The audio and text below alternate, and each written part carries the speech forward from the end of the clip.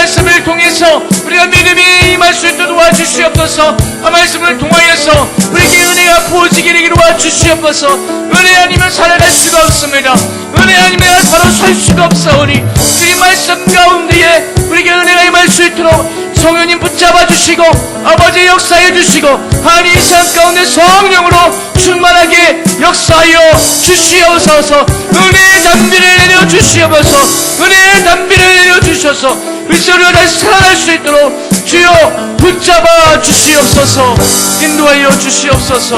역사하여 주시옵소서.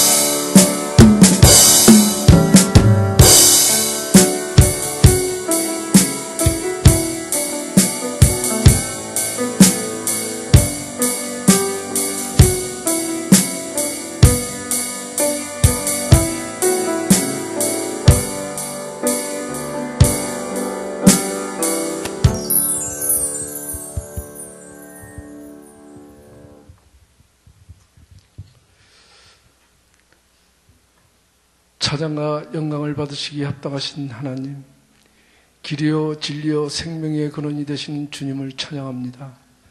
죄 많은 저희들 날마다 죽고 주님을 높이면 살아야 하는데 그렇지 못한 것을 주님 앞에 고백합니다. 우리의 죄와 허물을 용서하여 주시고 십자가의 보혈로 깨끗하게 씻어주시고 정결케 하시어 주님의 자녀로 거듭나게 하여 주시옵소서. 사랑의 주님, 저희 교회를 사랑하시고 말씀과 삶이 어우러지는 공동체로 인도하여 걸어가게 하시니 또한 감사와 영광을 드리옵나이다.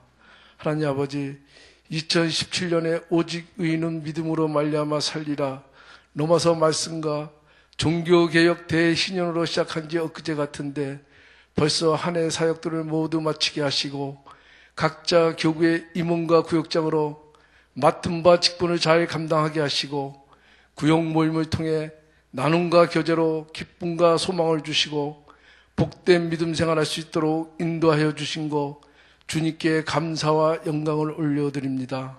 하나님 아버지, 이날을 위해 기도합니다. 북한의 계속적인 핵실험과 미사일 발사로 이 나라를 위협하고 있습니다.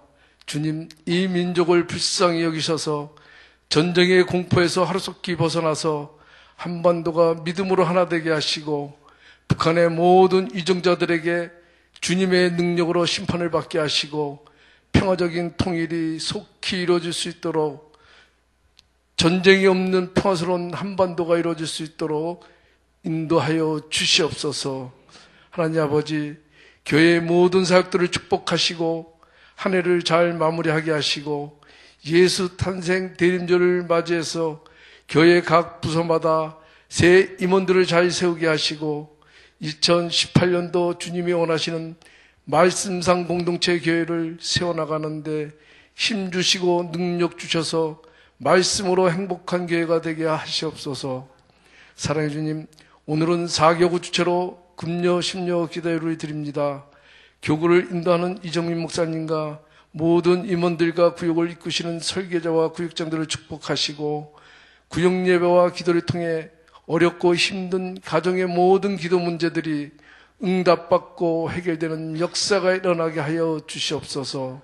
사랑해 주님, 오늘 함께 하시는 성도님들 여러 가지 바쁜 일정 가운데서도 주님 앞에 어렵고 힘든 기도 문제 가지고 나왔습니다. 경제적인 어려움과 또 자식과 가족 문제로 어려움이 있는 성도와 또 지금도 병고와 고통 속에 시달림 받고 있는 성도들이 있사오니 이 모든 문제들을 주님 앞에 내려놓고 간구하며 기도할 때 응답하여 주시고 이 시간에 해결되고 역사하여 주시기를 간절히 바랐고 원하옵나이다. 사랑해 주님, 박태희 원로 목사님을 건강으로 지켜주시고 말씀을 전하시는 사역마다 성령의 역사가 있게 하시고 영육간에 강건케 하여 주시옵소서. 지영훈 담임 목사님 모든 사역을 축복하시고 가정과 자녀 위에도 주님의 크신 축복을 함께하여 주시옵소서. 또한 말씀상 운동과 온 세계 선교를 위해 나가는 교회를 축복하셔서 재정적으로 어렵지 않도록 주님이 주신 사명을 잘 감당할 수 있도록 모든 성도가 합력해 손을 이룰 수 있도록 인도하여 주시고 아름다운 말씀상 공동체가 이루어지게 하여 주시옵소서. 특별히 사탄의 마귀가 절대 틈타지 못하게 막아주시고 교회의 혼집을 내기에 약한 세력들을 제거해 주시고 말씀으로 무장하여 주님의 사역을 잘 감당하는 행복한 주님의 복된 교회가 되게 하여 주시옵소서. 오늘 이 시간에 우리에게 믿음이라는 제목으로 말씀을 대언하실 이정민 목사님을 성령의 두루마리기로 던집혀 주시고 전하시는 말씀을 통해서 우리의 삶이 변화되고 세상 살아갈 때 힘이 되고 은혜의 말씀이 되게 하여 주시옵소서. 이 시간 찬양으로 수고하시는 우리 4교구 찬양팀을 축복하시고 주님 앞에 찬양으로 봉사하고 헌신하실 때 그들의 가정과 하시는 사역 위에 주님의 큰 상급으로 채워 주시옵소서. 사랑의 주님, 이제 시작하는 첫 시간이 오니 끝나는 시간까지 주님이 함께해 주시길 바라며 항상 우리에게 복 주시기를 원하시는 예수님의 이름으로 감사하며 기도드리옵나이다. 아멘.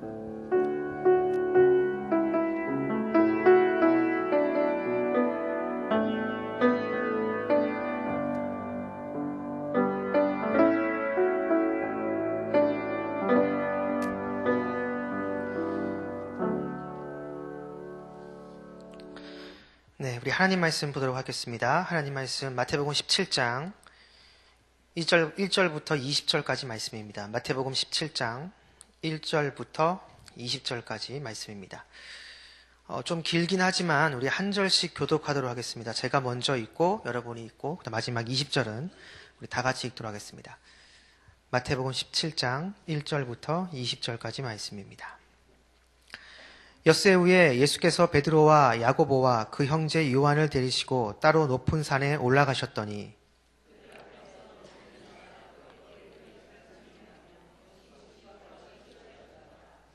그때 모세와 엘리야가 예수와 더불어 말하는 것이 그들에게 보이거늘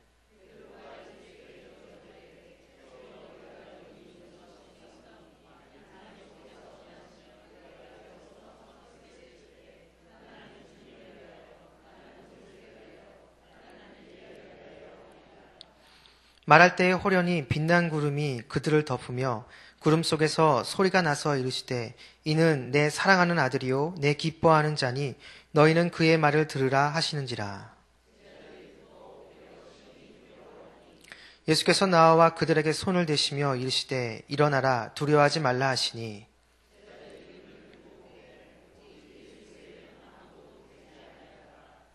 그들이 산에서 내려올 때 예수께서 명하여 이르시되 인자가 죽은 자 가운데서 살아나기 전에는 본 것을 아무에게도 이르지 말라 하시니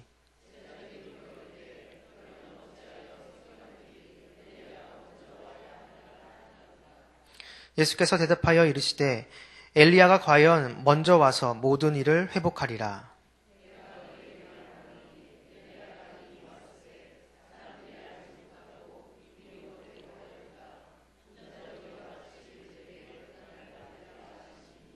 그제서야 제자들이 예수께서 말씀하신 것이 세례 요한인 줄을 깨달으니라.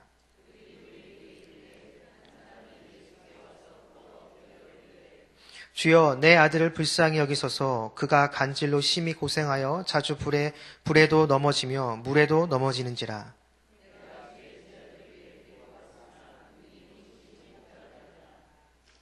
예수께서 대답하여 이르시되 믿음이 없고 패역한 세대여 내가 얼마나 너희와 함께 있으며 얼마나 너희에게 참으리요 그를 이리로 데려오라 하시니라.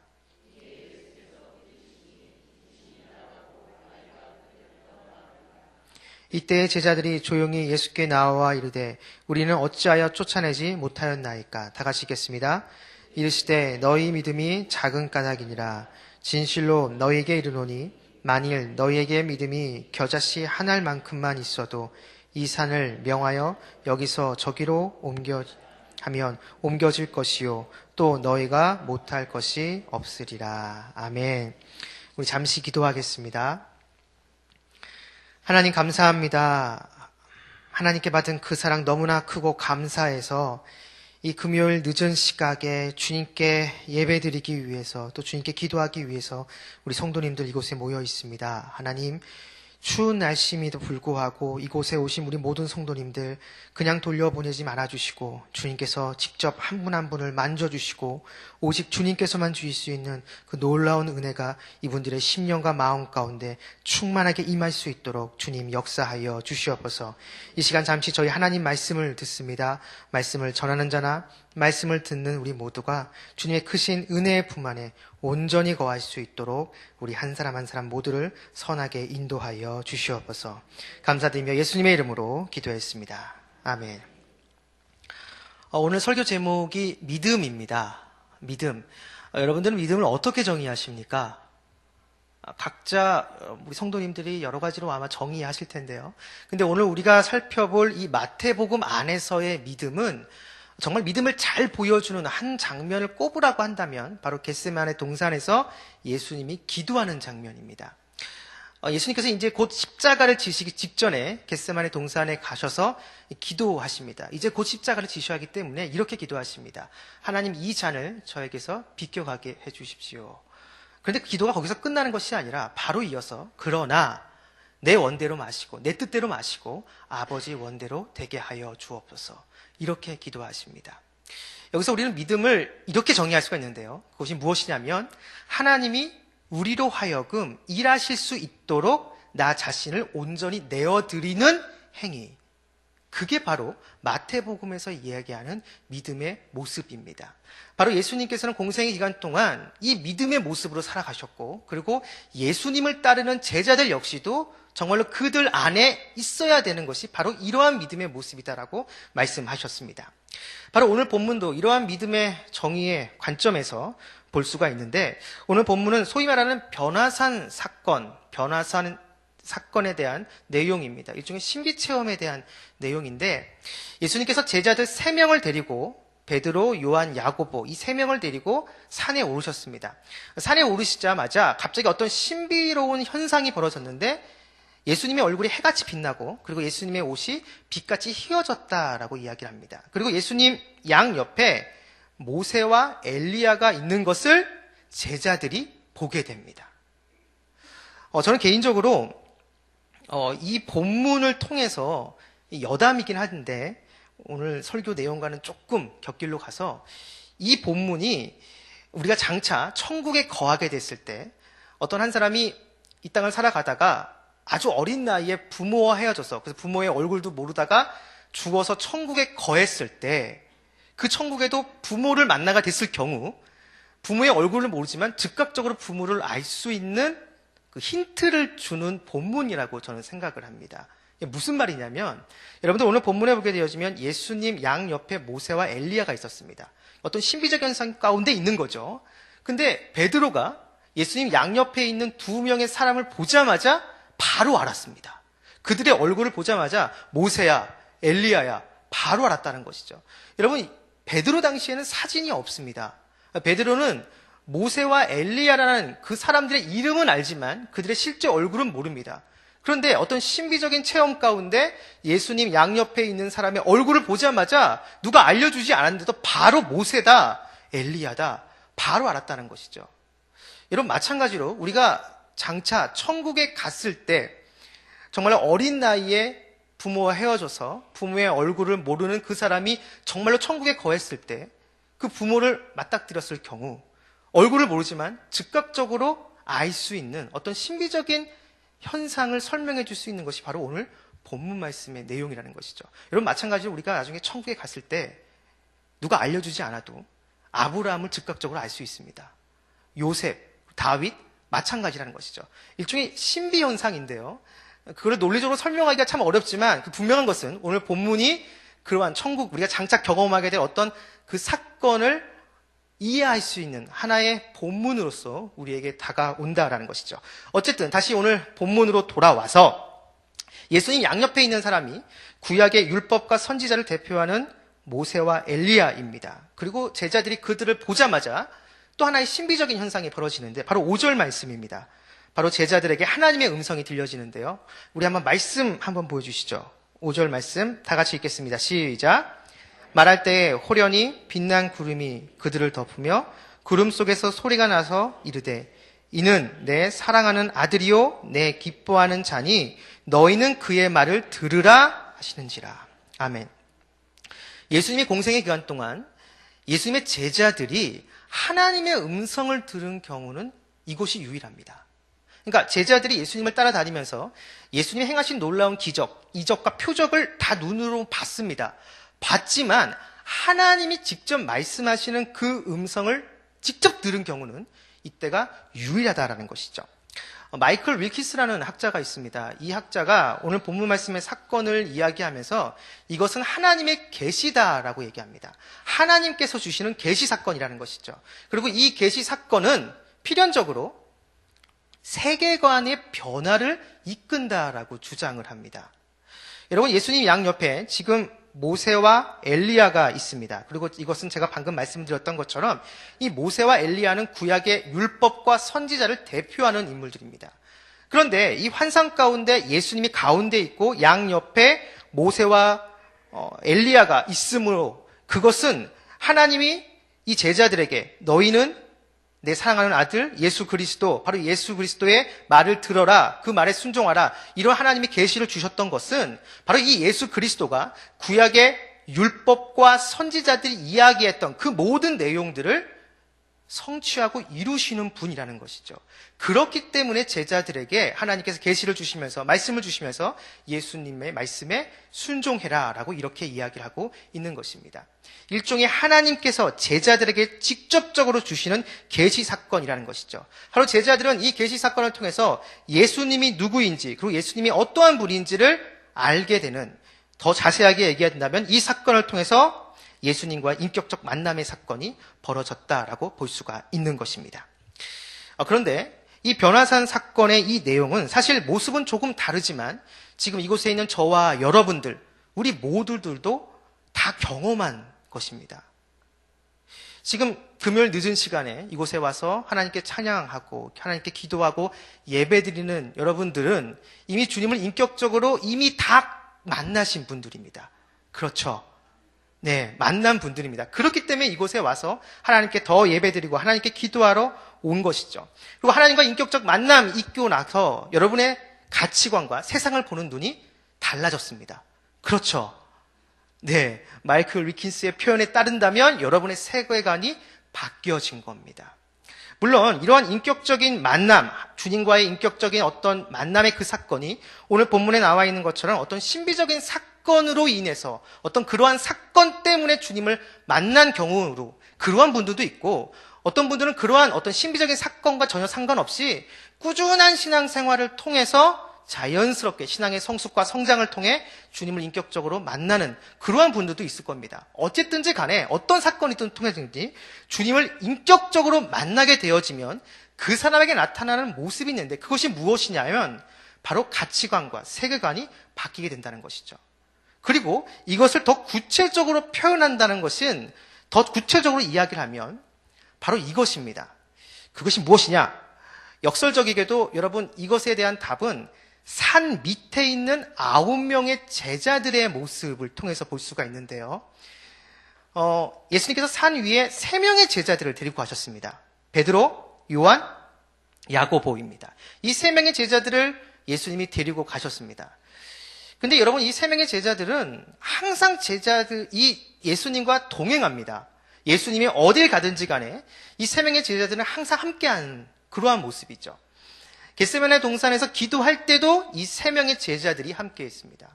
그렇다면 여러분이 이 3명의 제자를 제외하고 나머지 9명의 제자들 중에 한 명이라고 한다면 여러분들은 마음이 어떠실 것 같습니까?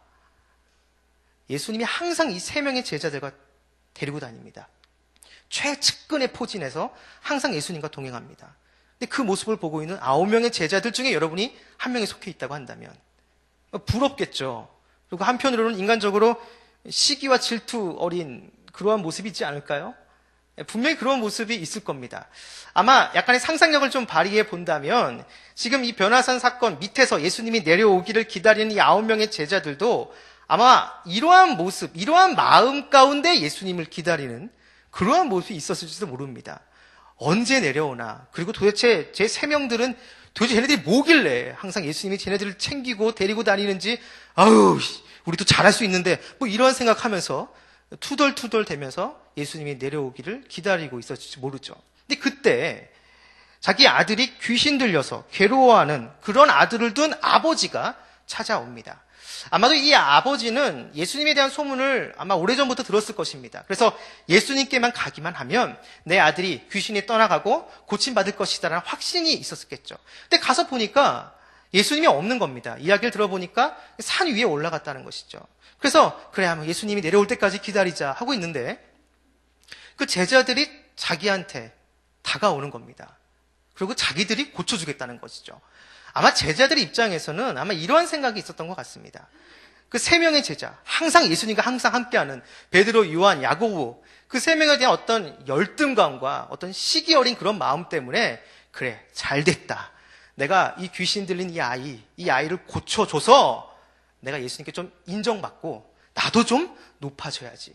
어떤 이러한 마음으로 이 아버지한테 다가가서 그 병든 귀신 들린 그 아들을 치료해 주겠다라고 이렇게 얘기한 건지 모르겠습니다. 어쨌거나 이렇게 귀신 들린 그 아이를 치료해 주려고 막 기도를 시작합니다. 예수의 이름으로 떠나가라. 예수의 이름으로 막 하면서 기도하겠죠. 그런데 아무리 기도해도 이 귀신이 안 나가는 겁니다. 곤란한 상황 가운데 처한 것이죠. 바로 그 상황 가운데 예수님이 내려오셨습니다. 그리고 아버지가 다가오셔서 아버지가 다 얘기하니까 그 상황을 다 듣고 예수님께서 그 병든, 그 귀신 들린 아들을 고쳐줍니다.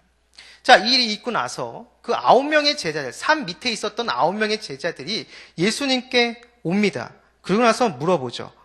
예수님, 저희들은 왜 쫓아내지 못했습니까? 그러자 그거에 대한 예수님의 답은 이렇게 얘기하십니다. 너희들이 믿음이 작은 까닭이다. 너희들이 믿음이 작은 까닭이다. 믿음이 작다? 여러분, 이 믿음, 제가 설교 서두에 마태복음 안에서의 믿음을 이렇게 정의합니다라고 이야기한 거 기억하십니까? 마태복음에서 얘기하는 믿음이란 것은 하나님이 일하실 때, 나로 하여금 일하실 때 내가 나 자신을 그 하나님이 일하실 수 있도록 온전히 하나님께 내어드리는 행위, 바로 그것이 믿음이라고 했습니다.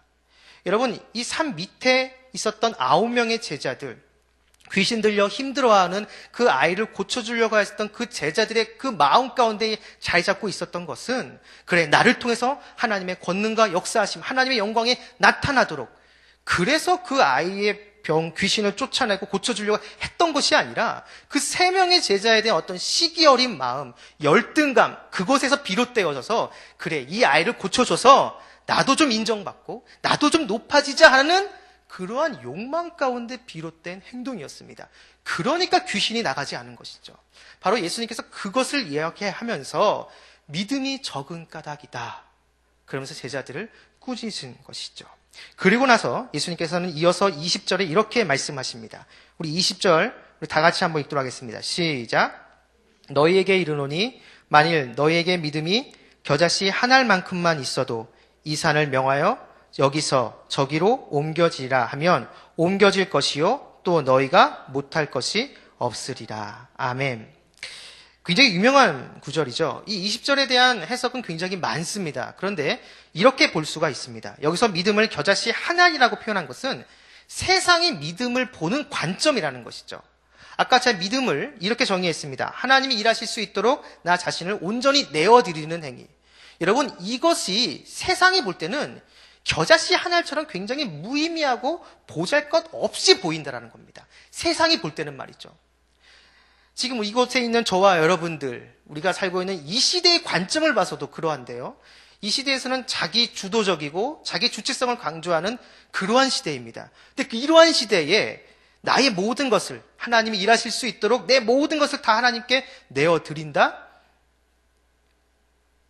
겨자씨 한 알처럼 굉장히 보잘것없고 이것은 이해할 수 없는 연약한 것과 똑같다라는 것이죠.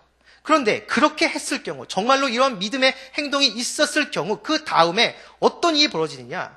전지전능하신 그 하나님께서 움직이기 시작한다는 겁니다.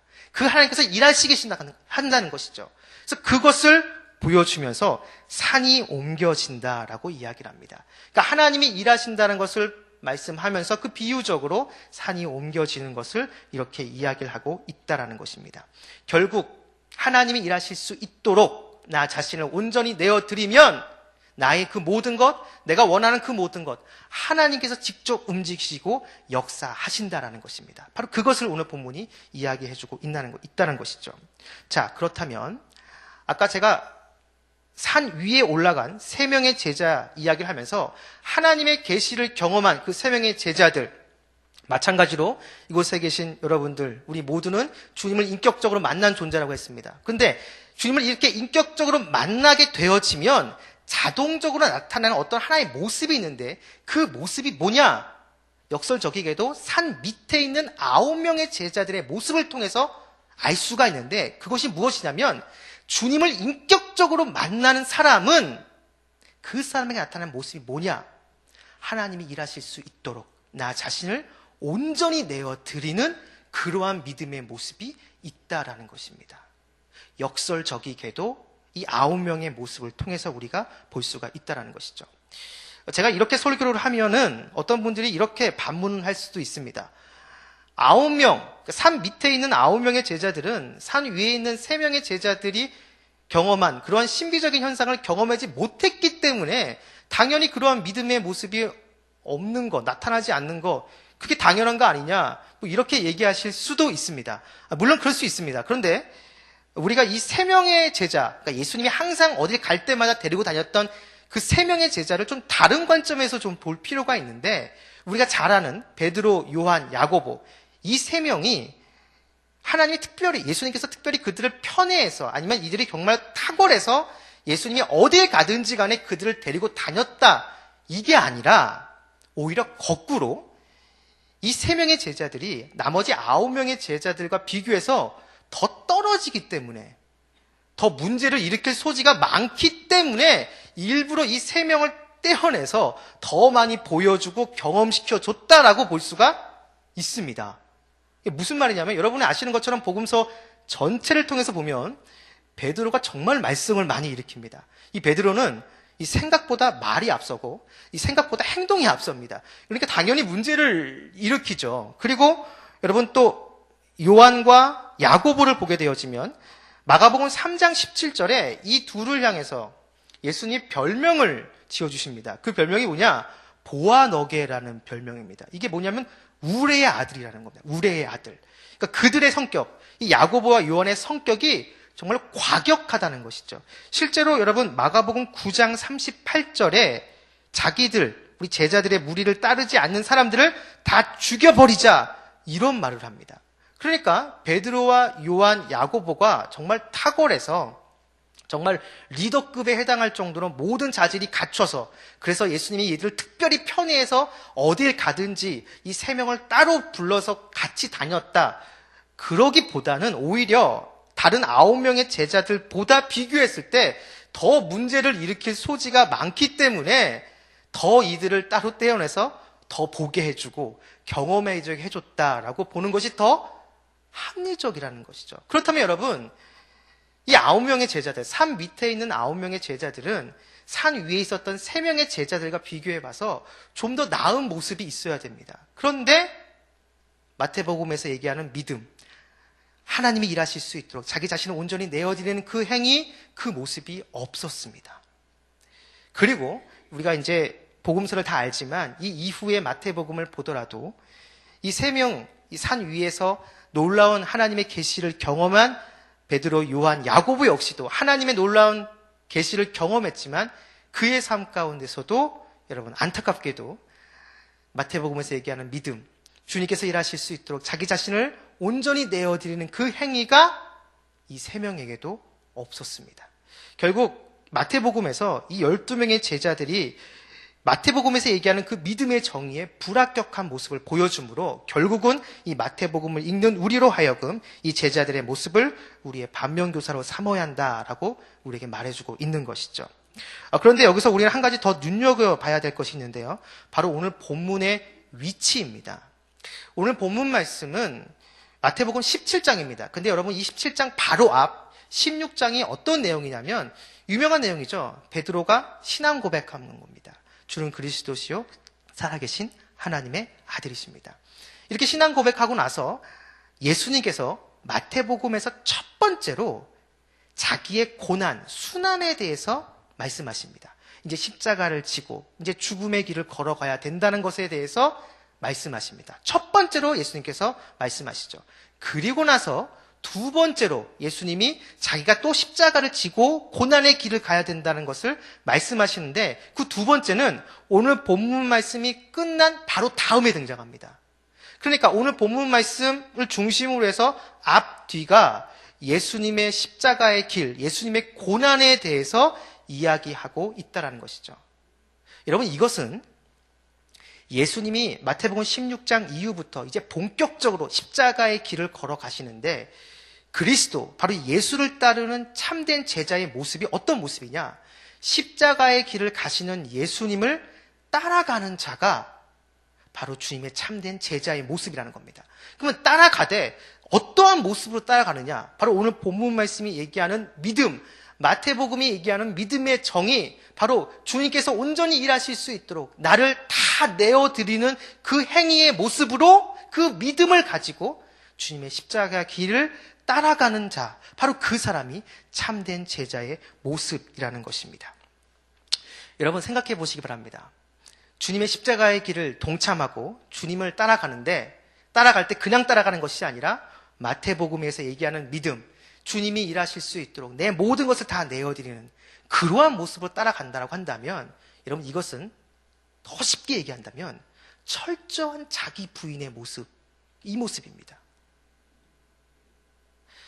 내 욕망, 내 욕구, 내 허량한 자존심, 그 모든 것까지도 주님의 십자가 앞에 다 내려놓고 주님의 뜻이라면 즉각적으로 순종할 수 있는 철저한 자기 부인의 모습이 진짜 믿음의 모습이라는 것이죠.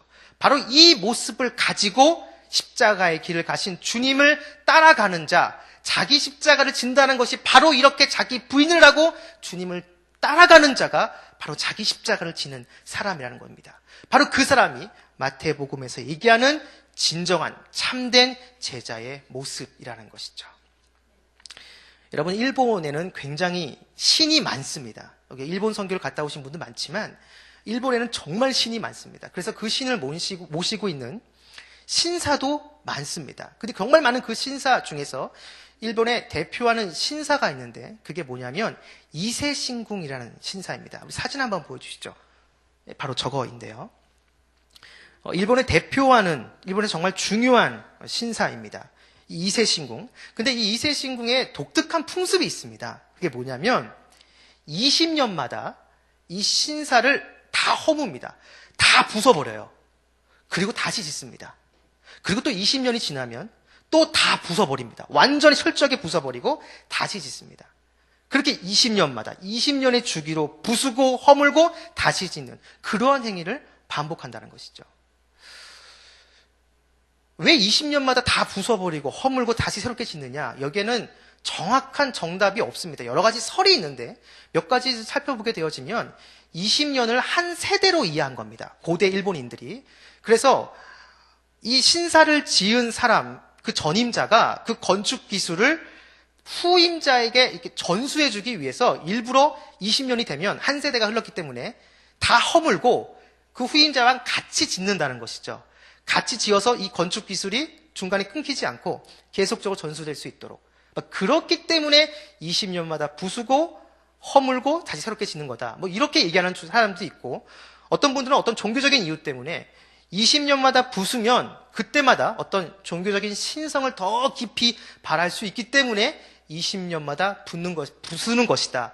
이렇게 주장합니다. 또 어떤 사람들은 또 실용적인, 실제적인 이유 때문인데, 고대 일본에서는 건축 기술이 그렇게 발전되지 못했기 때문에 시간이 흐르면 흐를수록 지어놓고 시간이 흐르면 무너질 위험이 많기 때문에 그럴 바에는 20년마다 그냥 무너뜨리고 다시 새롭게 짓자.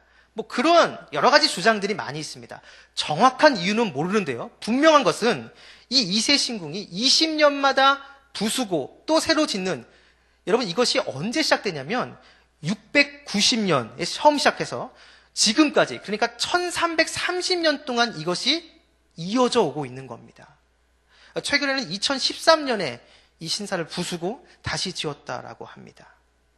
여러분, 1330년 동안 이 신사가 건재할 수 있는 이유, 그것이 무엇이냐? 아이러니하게도 20년마다 철저하게 부숴버려서 지금까지 건재할 수가 있다라는 것이죠. 여러분, 우리의 신앙생활, 우리의 영적 생활도 똑같습니다. 우리가 주님 앞에서 우리의 신앙생활, 우리의 믿음 생활을 올곧게 정말 롱런할 수 있는 방법이 무엇이냐?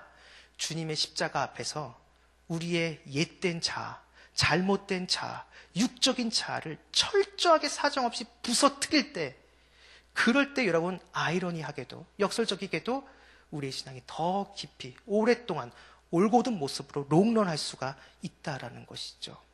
우리 안에 주님이 기뻐하지 않는 죄악된 성품이 있습니다. 우리의 헛된 이기적인 그러한 모습들이 있습니다. 이 모든 것들 십자가에 못 박고 십자가 앞에서 철저하게 부서뜨리며 나아갈 때 우리의 믿음과 우리의 신앙이 다시 새롭게 태어나게 된다라는 것이죠. 여러분들은 어떠십니까? 지금 이곳에 계신 여러분들, 이 금요일 늦은 시각에 이곳에 와서, 오늘 정말 추운 날인데 이곳에 예배드리러 나오신 여러분들은 아까 말씀드렸던 것처럼 주님을 인격적으로 만나신 분들입니다. 그렇죠? 네. 그렇다면 여러분, 여러분의 삶을 하나님이, 우리 주님이 일하실 수 있도록 온전히 내어드리고 있습니까? 여러분, 그러기 위해서는 오늘 본문을 우리가 살펴봤던 것처럼 철저한 자기 부인의 모습이 있어야 됩니다. 내가 시퍼렇게 여전히 살아있으면 주님이 나를 통해서 일하실 수 없습니다. 내 육적인 자아가 있는데요, 내 허락한 그 자존심이 있는데요, 주님이 일하실 수 없습니다. 그것까지도 주님의 십자가 앞에서 철저하게 깨부수고 완전히 무너뜨릴 때 나를 통해서 주님이 일하신다는 것이죠. 나를 통해서 주님의 역사하심이 나타나게 된다는 겁니다. 지난 주일이 교회력으로 따지면 마지막 주일이었습니다.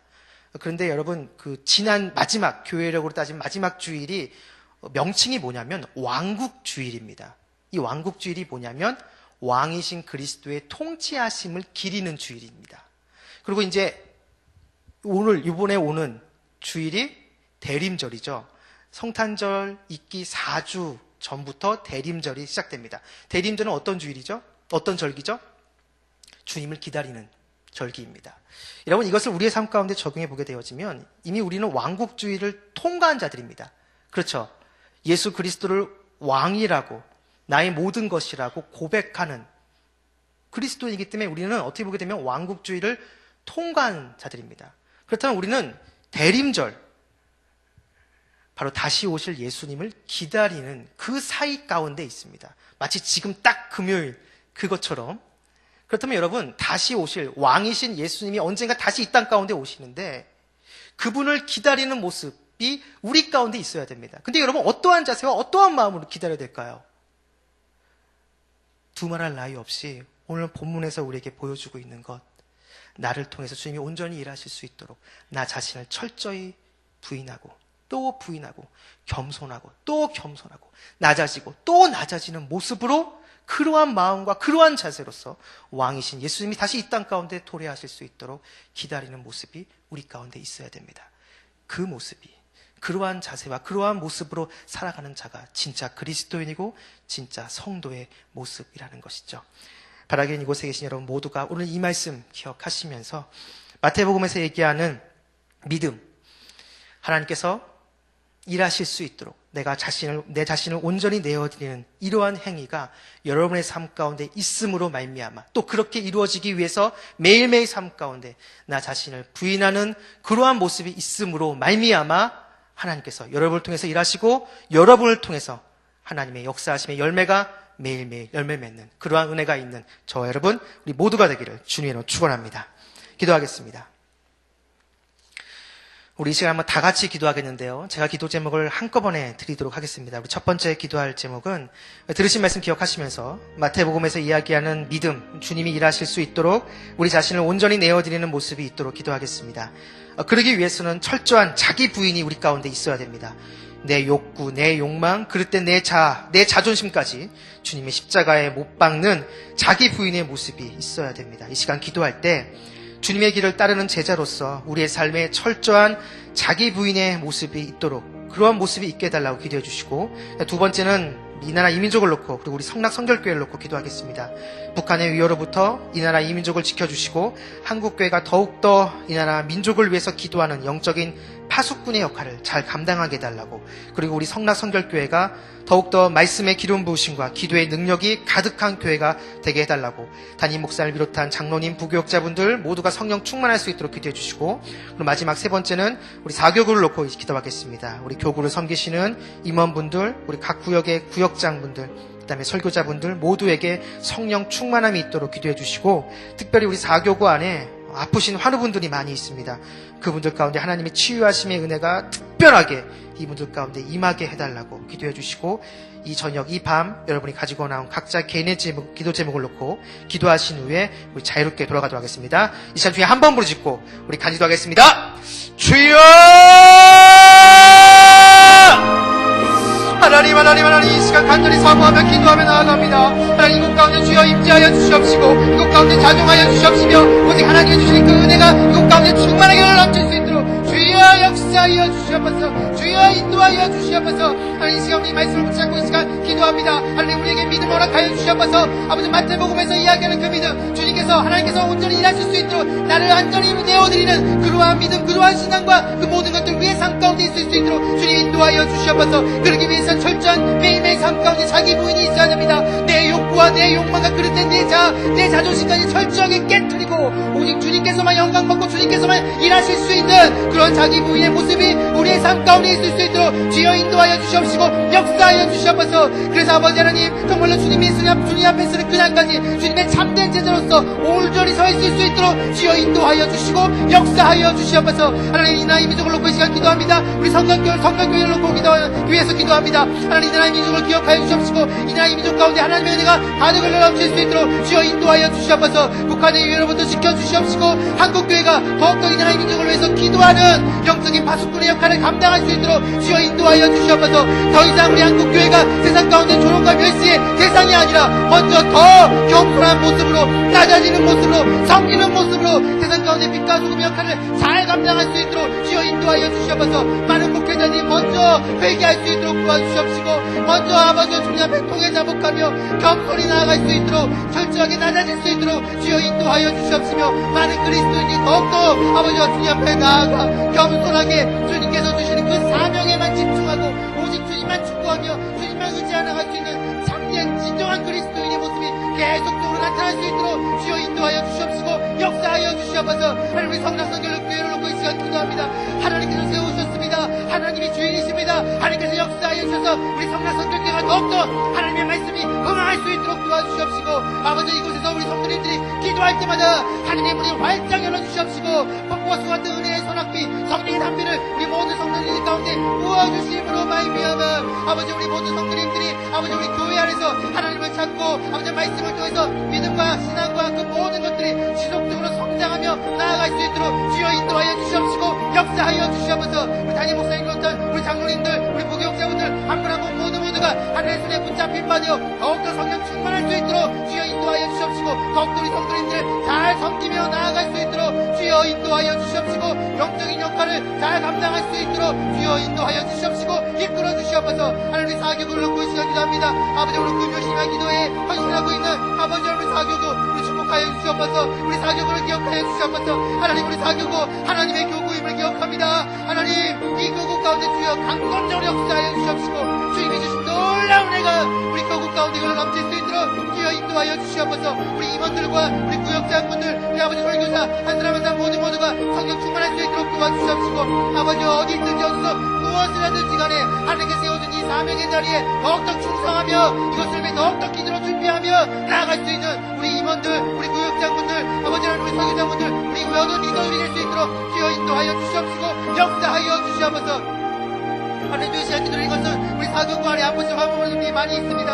하나님, 이분들을 위해서 우리가 충고하며 기도하며 나아갈 때 주여 긍휼히 여겨주시옵시고 주여 불쌍히 여겨주셔서 이분들의 이름을 한 분 한 분 불러가며 기도하며 나아갈 때 주님께서 참상하여 주시옵시고 이분 손을 안수하여 주시옵시고 주의 강선을 비춰주심으로 알미암아 신성하게 회복되어지고 치유되는 놀라운 역사가 나타날 수 있도록 주여 인도하여 주시옵시고 역사하여 주시옵소서. 그래서 이곳에 와 우리 교회에 와서 같이 예배드리고 같이 기도하고 같이 찬양하는 놀라운 역사하심이 주의 하심의 은혜가 충만하게 임할 수 있도록 주여 인도하여 주시고 역사하여 주시옵소서. 하나님 추운 날씨임에도 불구하고 이 아버지 하나님 금요 심야 기도에 나와 하나님께 기도하고 예배하고 아버지 하나님께 나아가는 우리 모든 성도들이 있습니다. 이곳에 우리 모든 성도님들 기억하여 주시옵소서. 아버지여 이분들이 이곳에 와서 하나님께 기도하고 간구하고 있는 부르짖고 있는 그 모든 기도 제목들